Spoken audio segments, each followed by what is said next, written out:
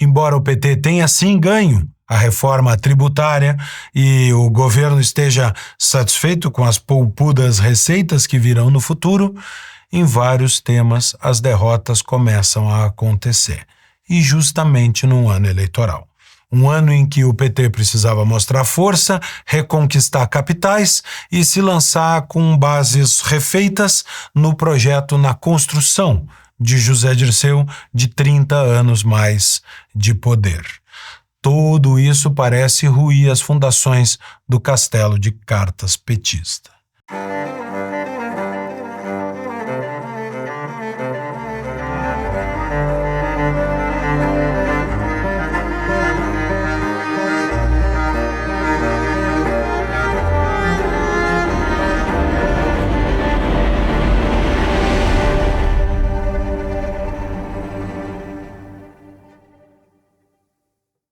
O governo Lula em minoria no Congresso. O PT e sua base de apoio perderam 4 temas no Congresso Nacional por votações significativas de mais de 300 votos.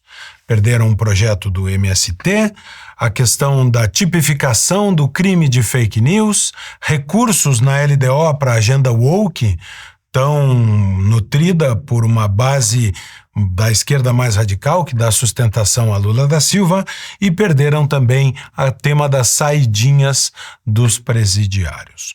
4 derrotas que estão no cerne da política da agenda do governo Lula, mas que foram menosprezadas por Padilha.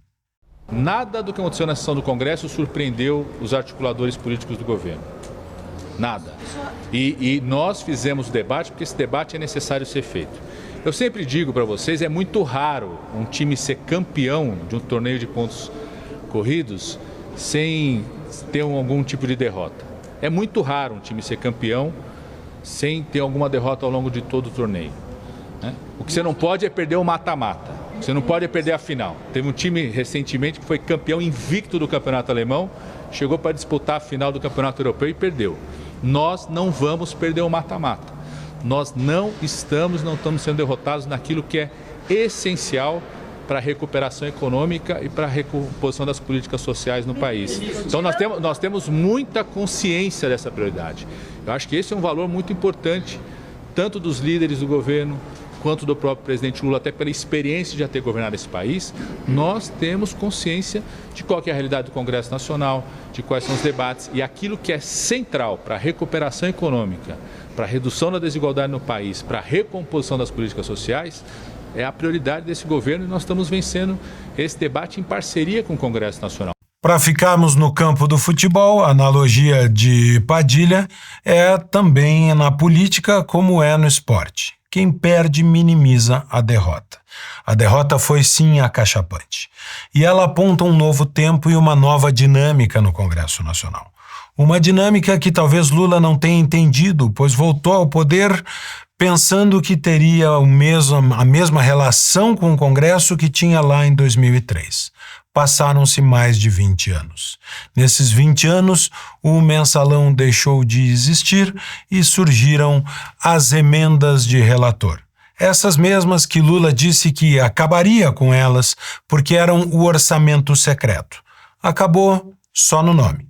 Rebatizou e as emendas de relator têm agora um condão e uma força que talvez nenhum ministro do governo tenha. Os parlamentares não vão mais à esplanada dos ministérios disputar emendas.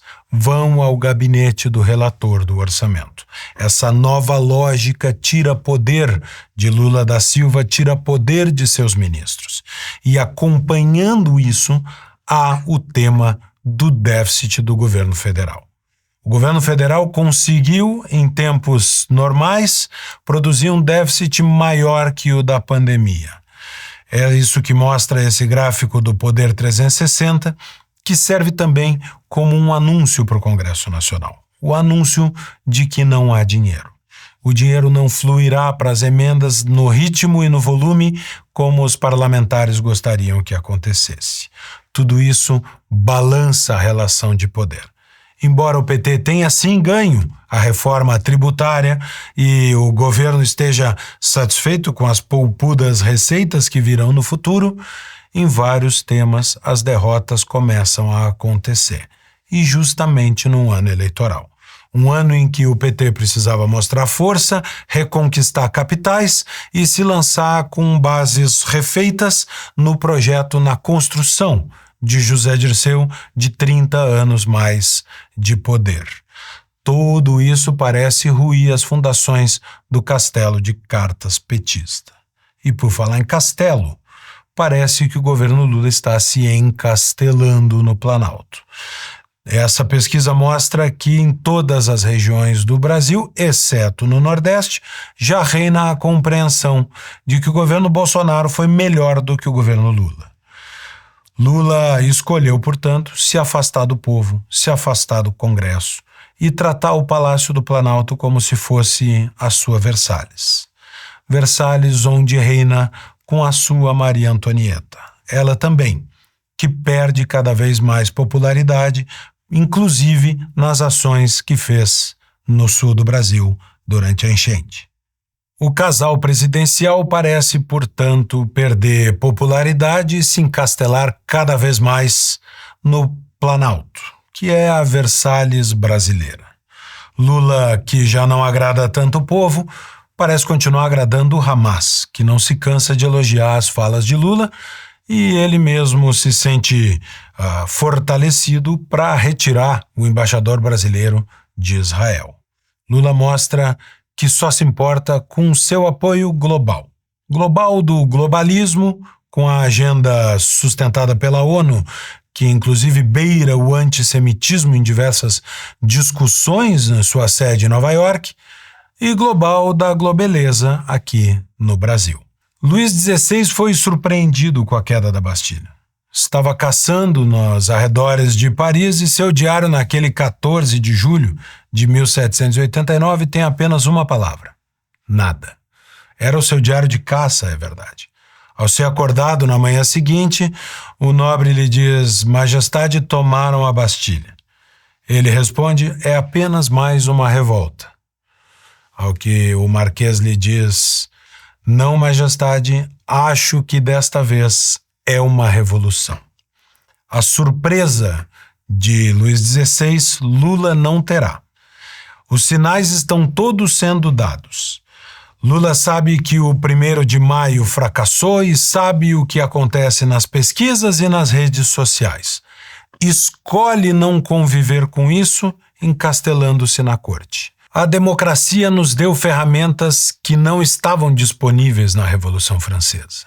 Lula pode continuar ignorando os recados do Congresso, pode ignorar as redes sociais e até o fracasso das suas manifestações, mas em algum momento ele receberá um sinal que não poderá ignorar. Ele receberá o sinal das urnas.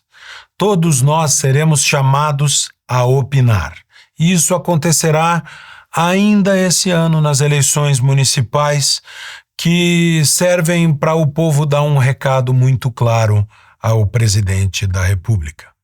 O recado de que, sem revoltas e nem revoluções, o povo pode escolher mandar o rei para casa.